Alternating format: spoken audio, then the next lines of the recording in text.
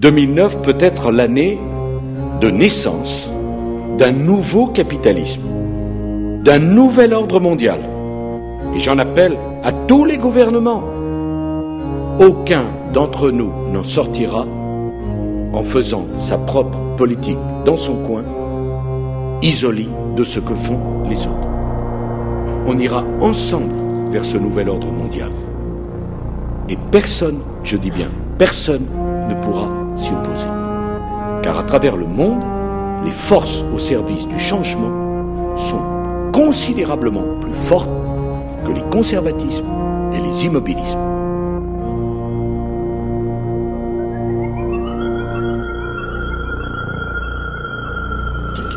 Cette crise marquera sans doute pour l'histoire le commencement véritable du XXIe siècle.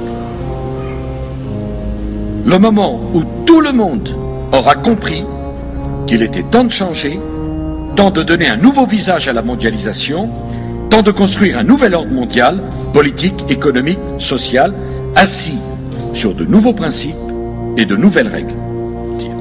Le sommet mondial pour refonder le capitalisme, c'est l'Europe qui l'a proposé. Le nouvel ordre mondial, c'est autour des propositions de l'Europe qu'il se construira. Plus que jamais, l'Europe prend conscience qu'elle a besoin d'un véritable gouvernement économique, dont elle vient d'expérimenter ce qu'il pourrait être et l'utilité qu'il pourrait avoir.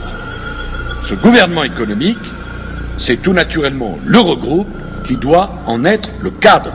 On arrive ce qui sera la meilleure antidote à la dangereuse tentation du protectionnisme, de l'anticapitalisme, du dirigisme bureaucratique que les désordres actuels vont immanquablement nourrir. Et le doute grandira si les Français ont le sentiment qu'on leur cache quelque chose.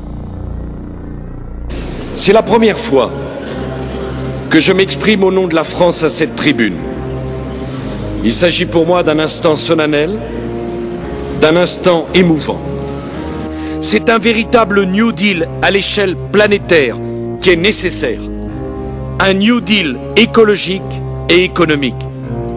Au nom de la France, j'appelle tous les États à se réunir pour fonder le nouvel ordre mondial du XXIe siècle sur cette idée forte que les biens communs de l'humanité doivent être placés sous la responsabilité de l'humanité tout entière.